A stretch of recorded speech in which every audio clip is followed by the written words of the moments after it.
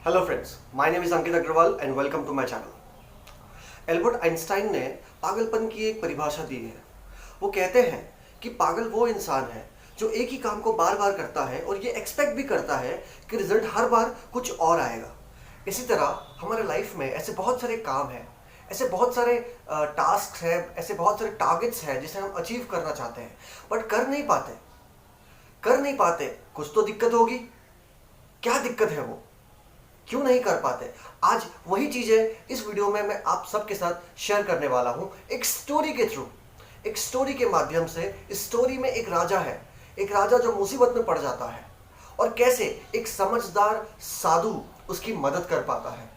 तो आइए जानते हैं इस स्टोरी के बारे में। मैं आपसे वादा करता हूं ये स्टोरी सुनने के बाद आप सोच में जरूर पड़ जाओगे। बहुत साल पहले की बात है, एक राज्य हुआ करता था। उस राज्य में अचानक बहुत सारी संकटें आने लगी।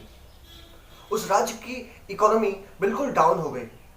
राजा का जो धन कोष है वो खत्म होने लगा। लोगों की जॉब्स जाने लगी।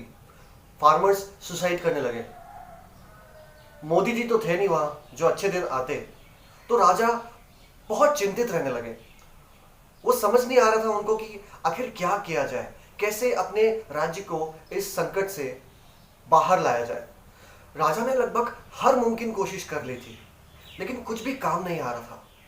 फिर एक दिन जब राजा परेशान बैठे हुए थे तो उनके महामंत्री आए और उन राजा को कहा कि हे राजन, अगर आप बुरा ना माने तो आपको एक सलाह देना चाहूंगा। राजा ने कहा, हाँ महामंत्री बोलो, क्या बात है? तो महामंत्री ने कहा कि राजन, हमारे राज्य से करीब 10,000 कोस दूर एक साधु महात्मा रहते हैं। मैंने सुना है कि वो बहुत ही प्रतापी है, बहुत ही ज्ञानी है। मुझे क्यों ऐसा लगता है कि अगर आप उनसे जाके मिले तो इस समस्या का समाधान हमें मिल सकता है। तो राजा ने कहा कि अगर ऐसी बात है तो हम वहां अवश्य जाएंगे। राजा अगले दिन सुबह उठा और अपने घोड़े को लेकर निकल गया। बहुत सारे नदी नाले और पहाड़ पार करने के बाद वो अंत में साधु के पास पहुंचा। साधु के पास पहुंचते ही, उन्हें देखते ही राजा की आंख भर आए और उन्होंने अपनी सारी प्रॉब्लम्स को साधु को बताया। साधु ने कहा कि हे राजन, मैं तुम्हारा सारा दुख समझता हूं, तुम्हारी सारी तकलीफ समझता हूं, लेकिन मैं तुम्हें आज इस समस्या का समाधान नहीं दे सकता। इस बात को सुन के राजा हैरान हो गए कि ये ऐसा क्यों कह रहा है, ऐसे क्यों कह रहे हैं कि आज नहीं देंगे। मैं इतने दूर से आया हूं और साधु कह रहे हैं कि आज मुझे सोल्यूशन नहीं मिलेगा। ये क्या बात हुई? तो उन्होंने अपना डाउट क्लियर करने के लिए साधु को दोबारा पूछा कि ये आप क्या कह रहे हैं महात्मा, आप आज मुझे क्यों नहीं देंगे सोल्यूशन? तो साधु ने कहा, राजन, मैं 30 दिन के बाद तुम्हारे राज्य आऊंगा और उस दिन वहां आके तुम्हारे सामने, तुम्हारे राजमहल में मैं तुम्हें इस प्रॉब्लम का सोल्यूशन बताऊंगा। लेकिन इस 30 दिनों में तुम्हें एक कार्य करना होगा, तुम्हें एक काम करना होगा। क्या तुम वो काम करने के लिए तैयार हो? तो राजा ने कहा, क्यों नहीं महाराज, मैं कुछ भी करने को तैयार हूं। तो साधु ने एक अजीब सी बात बोली जिसको राजा सुन के हैरान हो गया।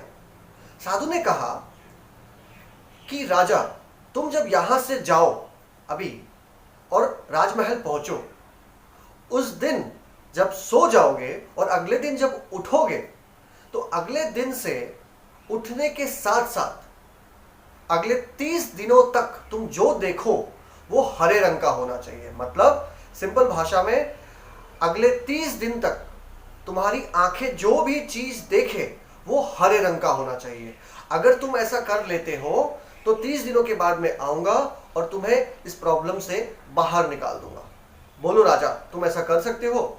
राजा थोड़ा परेशान तो हुआ, थोड़ा हैरान भी हुआ, लेकिन उसके पास कोई और रास्ता भी नहीं था। तो उन्होंने कहा, ठीक है महाराज, ठीक है साधु महात्मा, अगर आपकी ये इच्छा है तो ऐसा ही होगा। वहां से उठा और राजा निकल पड़ा।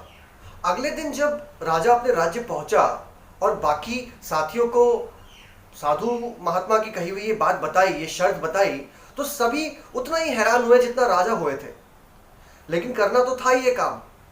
तो राजा ने आदेश दिया कि पूरे शहर को, पूरे राज्य को हरे रंग में पुतिया दिया जाए, हर एक इंसान को हरा बना दिया जाए, हर एक सब्जी, फल, रोटी जो भी हो चाहे सब चीज हरा कर दिया जाए।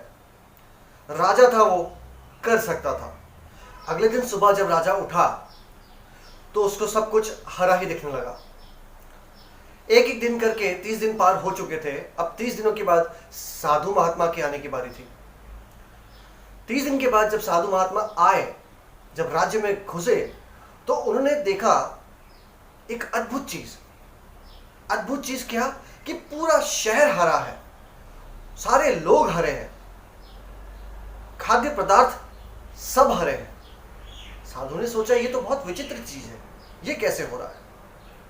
साधु राजमहल पहुंचे आश्चर्यचकित होके, और राजन से पूछा कि हे राजन, ये आपका राज्य क्या क्या चल रहा है, इसमें सब लोग इतने हरे क्यों हो रखे हैं। तो इसे सुन के राजा को थोड़ा गुस्सा आया कि यार, एक तो आपने ही बोला हम मुझे ऐसा करने के लिए, और आप ही पूछ रहे हो कि सब हरा हरा क्यों है।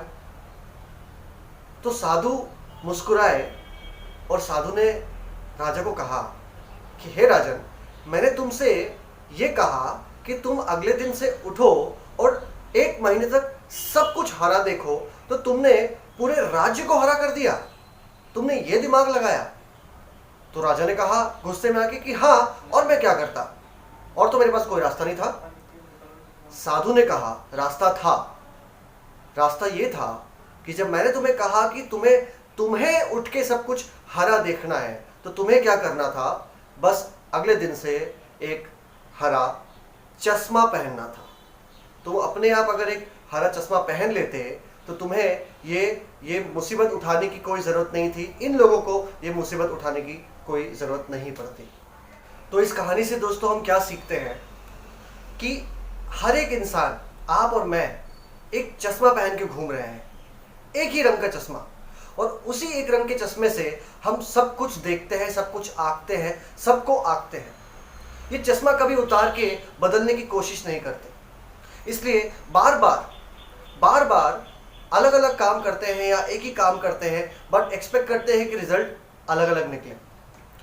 किसी के प्रति बहुत जल्दी कुछ परसेप्शन बना लेते हैं, कुछ धारणा बना लेते हैं, और इस चश्मे को उतारते नहीं, इस चश्मे को बदलते नहीं। तो इस स्टोरी के थ्रू आप सबको एक सजेशन देना चाहूँगा कि अपने इस ग्लास को कभी साफ कीजिए, कभी बदलिए, अपनी सोच को बदलिए। कभी भी कुछ मुसीबत में पड़ जाओ या कोई चीज़ सॉल्व नहीं हो रही हो, कोई टारगेट अचीव नहीं हो रहा हो अगर, तो अपने वेज को, अपने तरीके को बदलने के साथ साथ अपने परसेप्शन को, अपने धारणा को बदल के देखिए। अगर अपने धारणा को बदल के देखेंगे तो क्या पता रास्ता भी बदल जाए और जो टास्क है वो भी अचीव हो जाए। तो इसी के साथ इस वीडियो को ख़त्म करना चाहूँगा। अगर आपको अच्छा लगा तो प्लीज़ कमेंट, लाइक और सब्सक्राइब ज़रूर कीजिएगा। Thank you.